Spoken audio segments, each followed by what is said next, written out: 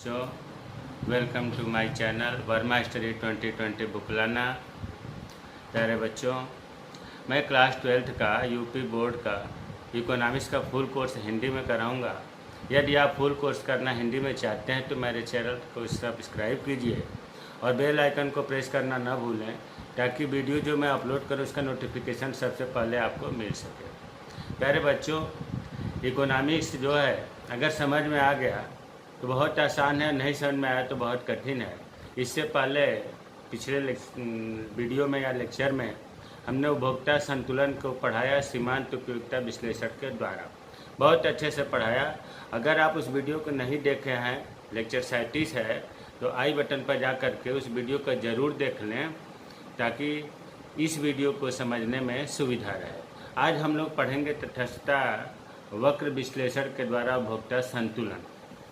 तो सबसे पहले, इससे पहले तो मैं बताया ही था कि उपभोक्ता संतुलन क्या है, लेकिन फिर भी इसमें बता दूं, जब एक उपभोक्ता अपनी सीमित आय को वस्तुओं और सेवाओं पर इस प्रकार व्यय करता है कि उसे अधिकतम संतुष्टि प्राप्त हो, तब वह अपने संतुलन स्तर पर होता है। इस स्थिति को उपभोक्ता संतुलन कहते हैं। देखिए, अगर ये चीज़ नहीं याद हो पा रहा है तो इससे पहले ही मैंने ट्रिक बताया था कि जैसे उपभोक्ता संतुलन की परिभाषा या क्या है समझना है, तो इसमें 3 तत्व मेन बात है। 3 आप याद कर लें। एक तो हो गया सीमित आय, क्योंकि हर व्यक्ति के पास आय जो है सीमित होती है। और दूसरा, वस्तुओं और सेवाओं पर वो व्यय करेगा, वस्तुओं और सेवाओं पर जब व्यय करेगा तो उसे क्या होगा, अधिकतम संतुष्टि प्राप्त होगी। ये 3 चीज़ अगर याद है तो उपभोक्ता संतुलन का परिभाषा लिखा जा सकता है। कैसे लिखा जा सकता है? तो जब एक उपभोक्ता अपनी सीमित आय को वस्तुओं और सेवाओं पर इस प्रकार व्यय करे, इस प्रकार खर्च करे, उसे अधिकतम संतुष्टि प्राप्त हो। और जब अधिकतम संतुष्टि प्राप्त होगा तो वो संतुलन स्तर पर होगा। इसी को कहा जाता है उपभोक्ता संतुलन। ये बताया गया था वैसे पिछले वीडियो में भी, उसमें यह भी बताया गया था कि उपभोक्ता संतुलन का निर्धारण 2 तरह से होता है, उपयोगिता विश्लेषण द्वारा, तटस्थता वक्र विश्लेषण द्वारा। उपयोगिता विश्लेषण को गणनावाचक अवधारणा या संख्यावाचक अवधारणा कहते हैं। मतलब इसमें हम लोग पढ़े थे कि इसमें जो काउंटिंग होती है उसमें पूरी एक्यूरेट संख्या में आती है, गणना होती है उसके, जैसे 2, 4, 6, 8, 10। आज हम लोग पढ़ेंगे तटस्थता वक्र विश्लेषण द्वारा। प्यारे बच्चों, इसको हम पढ़ा दिए हैं, आई बटन पर जा करके देख लेंगे, इसे पढ़ लेंगे ताकि इसे समझने में आसानी रहे। देखो, तटस्थता वक्र विश्लेषण, इसके कई नाम हैं। तटस्थता वक्र को ही अनधिमान वक्र भी कहते हैं, तो अनधिमान वक्र विश्लेषण हो गया। इसी को उदासीनता वक्र भी कहते हैं। तो तटस्थता वक्र विश्लेषण, अनधिमान वक्र विश्लेषण, उदासीनता वक्र विश्लेषण कहा जाता है। अब देखो, ये क्रमवाचक अवधारणा है। इसको प्रोफेसर हिक्स ने, बहुत बड़े अर्थशास्त्री थे, इन्होंने तटस्थता वक्र विश्लेषण दिया। इन्होंने ये बताया कि उपयोगिता विश्लेषण के द्वारा, मान लो हम कोई इकाई का उपभोग कर रहे हैं, तो इनका कहना था कि हमें उसकी काउंटिंग कैसे हो सकती है कि हमने इतना ही हमें संतुष्टि मिली, संख्या में कैसे निकाल सकती है, संख्या में निकालना संभव नहीं है। तो इन्होंने नया विश्लेषण दिया जिसको कहा जाता है क्रमवाचक अवधारणा। क्रमवाचक मतलब इसमें क्रम तो दिया जा सकता है कि अधिक है, कम है, समान है, या अधिकतम है, न्यूनतम है, समान है। तो इसमें क्रम है, इसीलिए क्रमवाचक अवधारणा कहा जाता है। अब देखिए, जैसे उपभोक्ता संतुलन का उपयोगिता विश्लेषण में हमने बताया था परिभाषा, मान्यताएं, तो तटस्थता वक्र विश्लेषण का मान्यताएं। प्यारे बच्चों, मान्यताएं ऐसी चीज़ है कि इसे क्लियर रहता है कि हमें क्या क्या मतलब एजम्पशन होना चाहिए ताकि ये चीज़ उस पर लागू हो। तो देखो, पहला है मान्यताएं तटस्थता वक्र विश्लेषण के द्वारा उपभोक्ता संतुलन में कि प्रत्येक उपभोक्ता का एक तटस्थता मानचित्र होता है। तटस्थता का अंग्रेजी में इनडिफरेंस कहते हैं। बल्कि इंग्लिश ज़रूर याद रखें, क्योंकि तटस्थता, अनधिमान, उदासीनता, है ना, कन्फ्यूजन ना हो, इन डिफरेंस सबके अंग्रेजी एक ही होती है।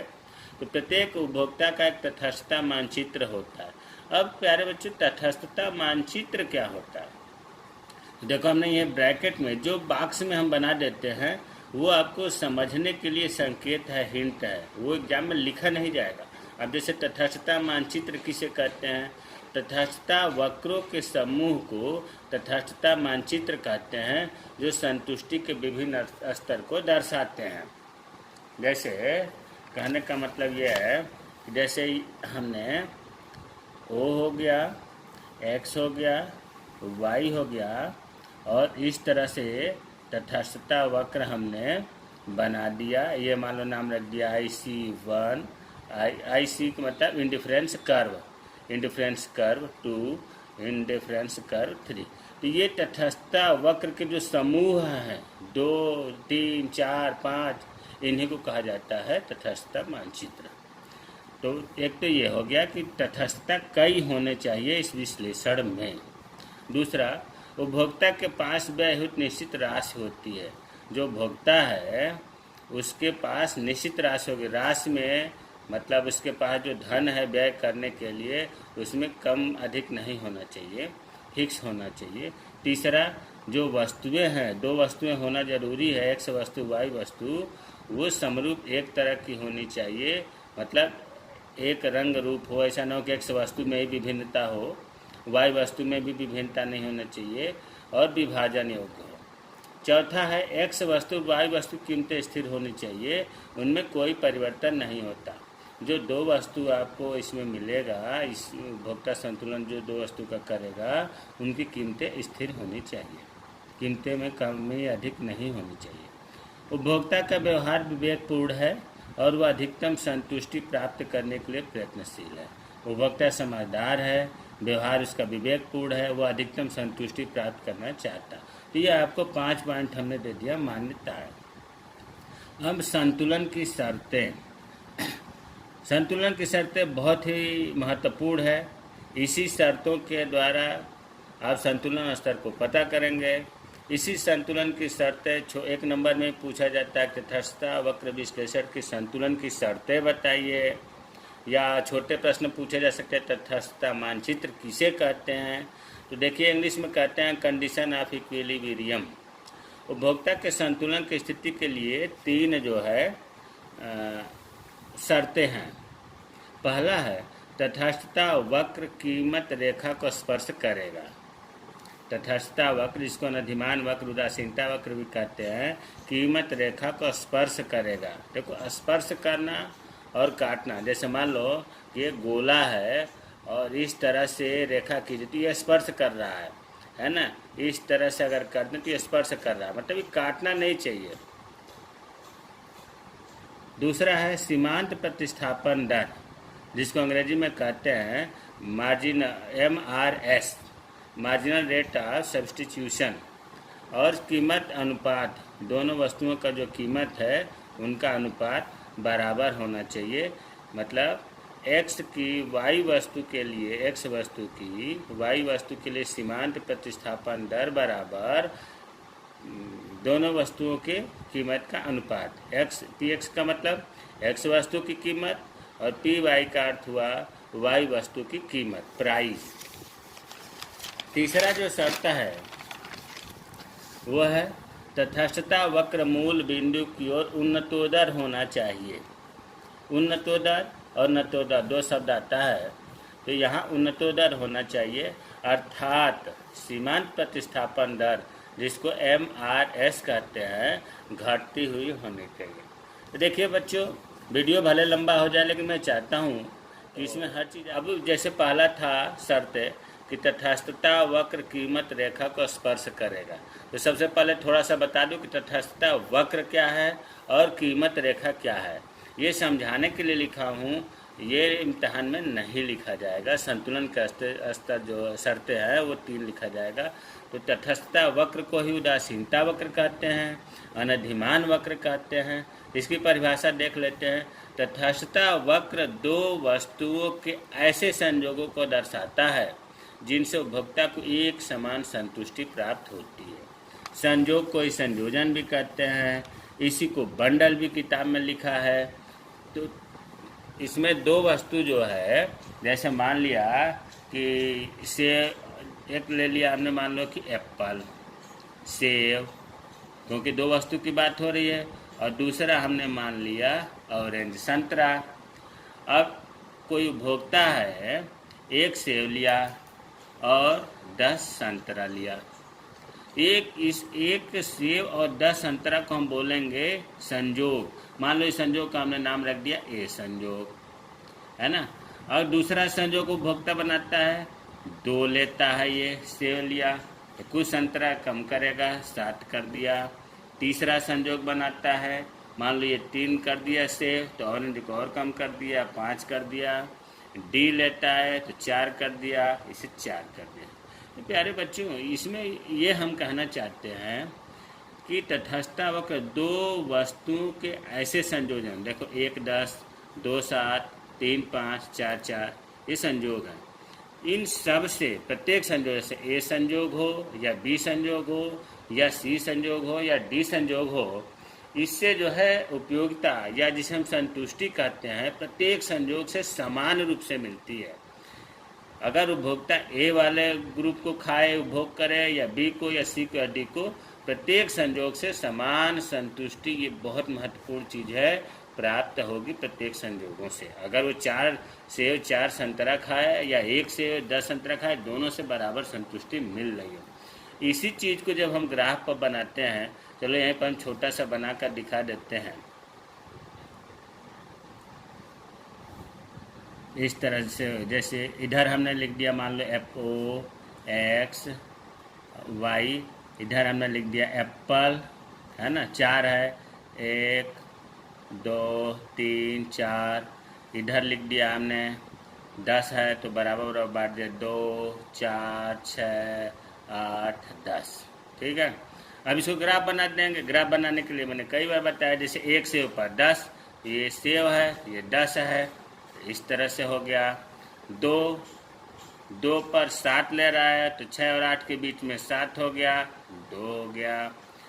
और 3 पर 5, तो 6 और 4 के बीच में 5 हो गया, 3 पर हो गया। और 4 4 4 4, इन पॉइंटों को जो हम मिला करके खींचेंगे, ये जो खींचेंगे, यही तो हुआ अनधिमान वक्र या तटस्थता वक्र, तटस्थता वक्र। अब आपको समझ में आ गया होगा तटस्थता वक्र क्या है। अब आते हैं कीमत रेखा, जिसको हम बजट रेखा भी कहते हैं, आय रेखा भी कहते हैं। प्यारे बच्चों, कीमत रेखा भी दो वस्तुओं के संयोगों को दर्शाता है, जैसे ये दर्शाता था, लेकिन इससे समान संतुष्टि मिलती थी। और इसमें खरीदने की बात है कि कीमत रेखा दो वस्तुओं के उन सभी संयोगों को दर्शाता है जिसको उपभोक्ता अपनी आय और बाजार कीमतों पर खरीद सकता है। जैसे इसको समझने के लिए उदाहरण से मान लो कि कोई उपभोक्ता है, उस पर 40 रुपये है, ठीक है, और दो वस्तु है, एप्पल है और दूसरा ऑरेंज है। इनकी कीमत मान लिया कि एप्पल जो है 1 रुपये 10 का है और संतरा भी ₹10 का है। और उस उपभोक्ता के पास निश्चित आय, देखो अपनी आय 40 आय है, और बाजार कीमत आपको पता चल गया कि 10 रुपये प्रत्येक वस्तु का है। दो प्रकार के वस्तु है, एक्स वस्तु और वाई वस्तु। तो जब उसे खरीदना होगा तो कैसे खरीदेगा? मान लो कि हो सकता है कि 40 रुपये में 4 आइटम मिलना है, या तो सेब ले ले या ऑरेंज ले ले। हो सकता है ऐसा भी करे कि केवल सेब ले ले 4 और संतरा 1 भी न ले, एक संजोग ऐसा भी हो सकता है। दूसरा ऐसा भी हो सकता है कि 3 सेब ले ले, 1 संतरा ले ले, हो सकता है। ऐसा भी हो सकता है कि 2 सेब ले ले, 2 संतरा ले ले। ऐसा भी हो सकता है कि 1 सेब ले और 3 ले ले संतरा। और ऐसा भी हो सकता है कि सेब 1 भी न ले, 4 संतरा ले ले। ये जो है उसने संजोग खरीदा, मान लो हम नाम रख दिया ए संजोग, बी सी डी ई। ये जो संजोग उपभोक्ता ने बनाया है खरीदने के लिए, वो अपनी आय पर मतलब 40 रुपये का ध्यान रखा है और बाजार के कीमत का ध्यान रखा है। इसको जो हम ग्राफ पर प्रदर्शित करेंगे इस तरह से, तो ये इस तरह से होगा। मान लो 5 है तो 1 2 3 4 5 पॉइंट हो गया। ये इसी को कहते हैं कीमत रेखा या बजट रेखा। इस तरह से इसकी आकृति बनती है। तो अब आपको कीमत रेखा भी समझ में आ गया होगा। पहला था कि तटस्थता वक्र कीमत रेखा को स्पर्श करता है। दूसरे में है कि सीमांत प्रतिस्थापन दर बराबर दोनों वस्तुओं का कीमत अनुपात। और सबसे पहले सीमांत प्रतिस्थापन दर समझ लो बच्चों। इसको अंग्रेजी में कहते हैं मार्जिनल रेट ऑफ सब्स्टिट्यूशन। वह दर जिस पर उपभोक्ता एक्स वस्तु के अतिरिक्त इकाई प्राप्त करने के लिए वाई वस्तु की मात्रा त्यागने के लिए तैयार है। MRS एक्स वाई बराबर डेल्टा, इसे डेल्टा बोलते हैं जो त्रिभुज जैसा है। डेल्टा वस्तु वाई हमेशा ऊपर रखते हैं बटा डेल्टा वस्तु एक्स। देखो इसी उदाहरण से थोड़ा समझ लो, ये चीज़ अभी क्लियर हो जाएगी। देखो 2 प्रकार की वस्तु है, एप्पल और ऑरेंज। इस संदर्भ में मैं बता रहा हूँ। उपभोक्ता जो है पहले 1 सेब लिया और 10 संतरा लिया ना। अब मान लो कि चलो यहीं पर समझाने के लिए अगर हम लिख दें MRS एक्स वाई, तो 1 लिया सेब और 10 लिया संतरा, तो इसमें तो डैश लगेगा। देखो 1 सेब बढ़ाने के लिए उपभोक्ता को 1 सेब बढ़ाने के लिए 3 संतरे को त्याग करना पड़ा। 10 से 7 लेना पड़ा तो 3 संतरा छोड़ना पड़ा। हमेशा वाई को पहले लिखते हैं, तो इसके सामने लिखेंगे 3 संतरे को छोड़ना पड़ा 3, और इसमें 1 का अंतर है तो 3 संबंधे 1। फिर आगे देखो 1 सेब बढ़ाने के लिए 5 हो गया है, तो 7 में से 5 गया 2 संतरा छोड़ना पड़ा। उसी तरह से फिर 1 इकाई बढ़ाने के लिए 5 में से 4 गया 1 संतरा छोड़ना पड़ा। फिर देखो समझो इसको, 1 सेब प्राप्त करने के लिए 10 लिया। यहाँ तक तो कोई MRS या सीमांत प्रतिस्थापन दर नहीं निकलेगा।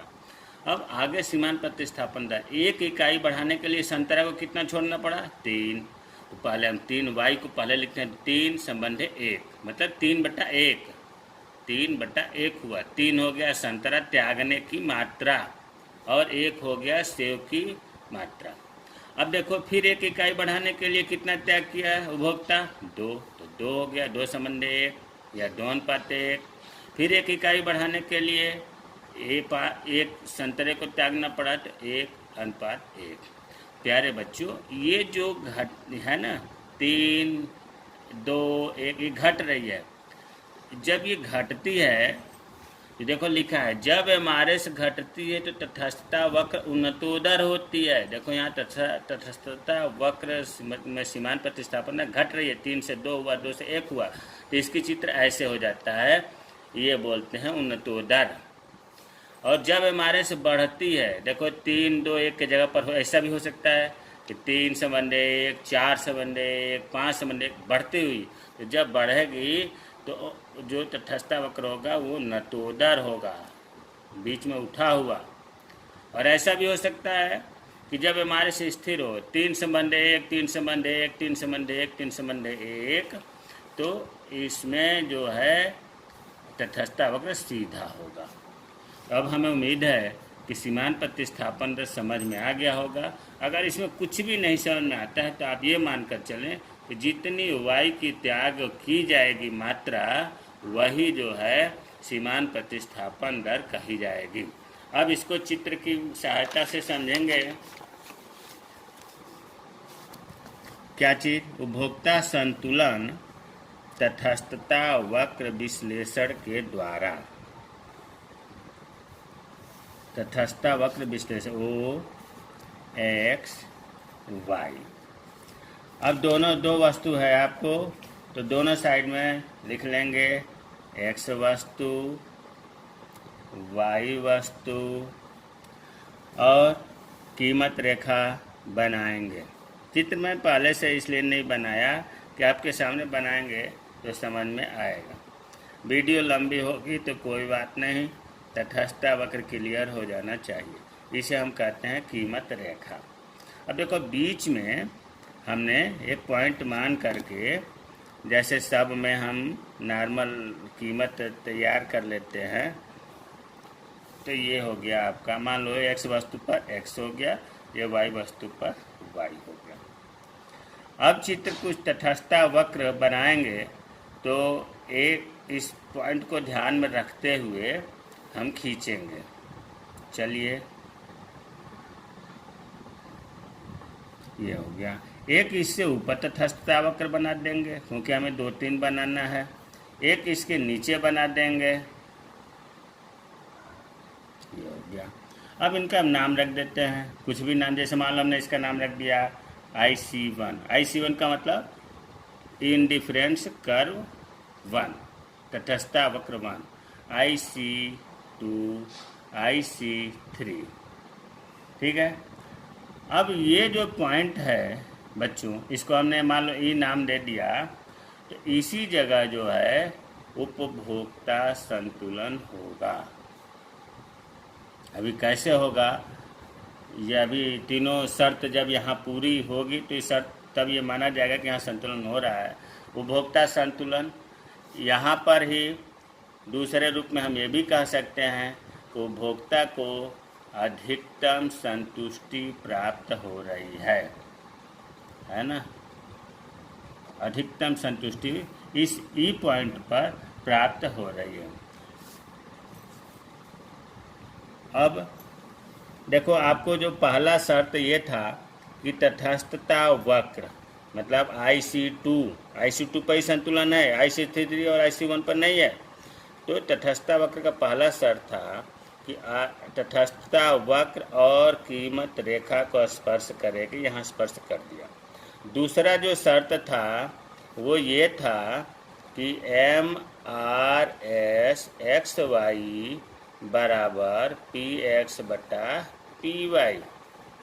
मतलब x वस्तु की y वस्तु की सीमांत प्रतिस्थापन दर बराबर x वस्तु की कीमत और y वस्तु की कीमत का अनुपात यहाँ बराबर है इस पॉइंट पर। अगर देखो बच्चों ये चीज़ नहीं समझ में आ रहा है तो आप ऐसे भी समझ सकते हैं कि जो ये MRS XY है ना, इसको हम कहते हैं IC का ढलान। IC का ढलान, ढलान को ढाल भी कह सकते हैं। IC का ढलान बराबर कीमत रेखा का ढलान, कीमत रेखा का ढलान। अब समझ में आएगा, ध्यान देना। देखो पहले तो ये देखते हैं IC का ढलान मतलब तटस्थता वक्र का ढलान। देखो तटस्थता वक्र ये है, इसका ढलान यहाँ नीचे की तरफ ढाल हो रहा है और कीमत रेखा इधर बाएं से दाएं नीचे की तरफ ढाल हो रहा है। तो इसी पॉइंट पर तो बराबर है, इसके आगे तो तटस्थता वक्र ऊपर उठ गया, तो बराबर जहाँ टच करता है, स्पर्श करता है, वहीं बराबर होता है। तो अब आपको दूसरा शर्त पूरा हो गया, क्लियर दिखाई दे रहा होगा कि तटस्थता वक्र का ढलान और कीमत रेखा का ढलान बराबर होता है। और तटस्थता वक्र के ढलान को ही तो कहते हैं कि सीमांत प्रतिस्थापन दर। कीमत रेखा के ढलान को ही कहते हैं कि x वस्तु की कीमत बटा y वस्तु की कीमत। तो हम इसको कहें या इसको कहें, एक ही चीज़ है। अब देखो इम्तहान में अगर आ जाता है कि तटस्थता वक्र विश्लेषण के द्वारा, तटस्थता वक्र विश्लेषण के द्वारा उपभोक्ता संतुलन का सचित्र व्याख्या करिए, तो सबसे पहले आप परिभाषा लिखेंगे, मान्यताएं लिखेंगे, शर्तें लिखेंगे, फिर ये चित्र बनाएंगे और इस चित्र का व्याख्या करेंगे। व्याख्या तो बहुत महत्वपूर्ण है। व्याख्या में सबसे पहले तो ये आपको पता हो जाना चाहिए, जैसे मान लो कि कीमत रेखा में नाम रखा, अगर ये AB, तो यहाँ आपको ये चीज़ क्लियर होना चाहिए कि AB रेखा जो है ये क्या है, कीमत रेखा है। और IC1, IC2, IC3 ये तटस्थता वक्र है। तो आपको व्याख्या करने में पहले तो ये व्याख्या करना होगा कि उपभोक्ता संतुलन IC3 पर क्यों नहीं है। IC3 ये है, इस पर क्यों नहीं है। फिर दूसरी व्याख्या करनी होगी कि उपभोक्ता संतुलन IC1 पर क्यों नहीं है। और तीसरी व्याख्या ये करनी होगी कि उपभोक्ता संतुलन IC2 पर ही क्यों है। तो प्यारे बच्चों, सबसे पहले हम इसका कारण लिखेंगे कि उपभोक्ता संतुलन IC3 पर क्यों नहीं है। देखो, इसको समझने के लिए चिंता तो बिल्कुल मत करिएगा। जो हम व्याख्या बता रहे हैं आगे मैं लिखा हूँ, अगर ये चीज़ आपको नहीं समझ में आएगा तो इस व्याख्या को पढ़ करके और कंठस्थ कर लीजिएगा। इसलिए मैंने व्याख्या भी आगे लिख दिया है, लेकिन मैं इस पर आपको व्याख्या समझा रहा हूँ। पहले हम ये बताने जा रहे हैं कि IC3 पर उपभोक्ता संतुलन क्यों नहीं है। तो इसमें लिखा जाएगा कि देखिए, उपभोक्ता जो है हमेशा कीमत रेखा, ये A और B कीमत रेखा है, कीमत रेखा के ऊपर इन पॉइंट पर, कीमत रेखा के इन पॉइंट पर जो संजोग है इन्हें खरीद सकता है, या इसके अंदर कोई पॉइंट है इन्हें खरीद सकता है। इसके ऊपर न कहें, इसके बाहर जो ये IC3 है इसके बाहर इसलिए नहीं खरीद सकता। मान लो यहाँ संजोग ऐसे, उपभोक्ता इसलिए नहीं खरीद सकता क्योंकि यहाँ की वस्तुओं की कीमत बहुत ज़्यादा है, पहली बात। और दूसरी बात कि उपभोक्ता का जो सीमित साधन है, मतलब जो उसका बजट है यहाँ तक ही तो है। तो जब यहाँ 40 रुपया है तो यहाँ 60 रुपये का सामान वो कैसे खरीद लेगा। यहाँ से ज़्यादा इस तटस्थता वक्र की कीमत है वस्तुओं की। तो अब आपको समझ में आ गया होगा कि IC3 पर तो उपभोक्ता पहुँच ही नहीं सकता। क्यों नहीं पहुँच सकता? क्योंकि उसके पास पैसे नहीं है, दूसरा वहाँ की कीमत बहुत ऊंचा है, इसलिए IC3 पर उपभोक्ता संतुलन नहीं है। अब प्यारे बच्चों, IC1 पर उपभोक्ता संतुलन क्यों नहीं है? तो IC1 पर उपभोक्ता संतुलन इसलिए नहीं है कि देखो, जितने भी तटस्थता वक्र होते हैं ना, उन सब संतुष्टि प्रदान करते हैं। जो सबसे नीचे होता है, जिसकी ऊंचाई कम होती है, वो कम संतुष्टि प्रदान करता है। देखो, सबसे कम ये, इससे ज़्यादा ये, सबसे ज़्यादा ये। लेकिन यहाँ तो उपभोक्ता पहुँच ही नहीं पा रहा है। तो यहाँ पहुँच ही नहीं पा रहा है तो फिर यहाँ तक तो पहुँच ही रहा है, यहाँ तक उसका बजट अलाउ कर रहा है, तो फिर कम वाले को क्यों लेगा? कम वाला मतलब IC1 संजोग उसे मान्य नहीं होगा। उपभोक्ता को कम संतुष्टि IC1 पर मिलती है, इसलिए IC1 संजोग को नहीं उपभोग करेगा, इसलिए IC1 पर उपभोक्ता संतुलन नहीं होगा। अब तीसरा, IC2 पर क्यों संतुलन में है? तो प्यारे बच्चों, IC2 मतलब तटस्थता वक्र 2 पर उपभोक्ता संतुलन में इसलिए है क्योंकि वहाँ पर जो उपभोक्ता संतुलन की तीनों शर्तें हैं इस पॉइंट पर पूरी होती है। पहला शर्त जो था कि तटस्थता वक्र कीमत रेखा को स्पर्श करता है, यहाँ स्पर्श कर रहा है। दूसरा था कि हमारे XY बराबर PX/PY, मतलब IC का ढलान और कीमत रेखा का ढलान। IC का ढलान ये है, कीमत रेखा का ढलान ये है, दोनों इस पॉइंट पर बराबर हैं। और तीसरा है कि तटस्थता वक्र जो है मूल बिंदु की ओर उन्नतोदर होना चाहिए। उन्नतोदर का मतलब मैंने बताया था कि हमेशा ऐसे होता है, ये सभी तटस्थता वक्र उन्नतोदर में हैं, और ये उन्नतोदर तभी होंगी जब ये तटस्थता वक्र घटती हुई होंगी। देखो, यहाँ से घट रही है, इसलिए तटस्थता वक्र यहाँ लिखा था कि हमारे से घटती है तो तटस्थता वक्र उन्नतोदर होती है। अगर किसी कारण से हमारे से बढ़ गई तो फिर ये नहीं होगा, फिर ये तटस्थता वक्र की जो शर्तें हैं वो पूरा नहीं होगा। तो उन्नतोदर तभी होगा जब हमारे से घटती हुई होगी। तो इसी चित्र का व्याख्या जो है हमने यहाँ लिखा हुआ है, जो अभी हमने बताया है। उपभोक्ता संतुलन IC3 पर क्यों नहीं है, उपभोक्ता संतुलन IC पर क्यों नहीं है, उपभोक्ता संतुलन IC2 पर क्यों है। प्रश्न कैसे आता है? उपभोक्ता संतुलन क्या है, इसकी मान्यताएं एवं शर्तें लिखिए। अनधिमान वक्रों की सहायता से उपभोक्ता के संतुलन की व्याख्या कीजिए। देखो, अनधिमान वक्रों की सहायता से ऐसे भी आ सकता है कि अनधिमान वक्र विश्लेषण की सहायता से, उदासीनता वक्र विश्लेषण की सहायता से, तटस्थता वक्र विश्लेषण की सहायता से उपभोक्ता के संतुलन की व्याख्या कीजिए। अगर इसको आप स्क्रीनशॉट ले लें। अगर इसमें कोई चीज़ समझ में नहीं आता है तो आप कमेंट बॉक्स में भेजें, मैं उसे दोबारा बताऊंगा, फिर समझाने का प्रयास करूंगा। लेकिन प्यारे बच्चों, बिना मेहनत का कुछ भी हासिल होने वाला नहीं है। बोर्ड की क्लास है, बहुत मेहनत करना पड़ेगा। धीरे धीरे टाइम में इसे आ जाएगा फरवरी एग्जाम होने का समय।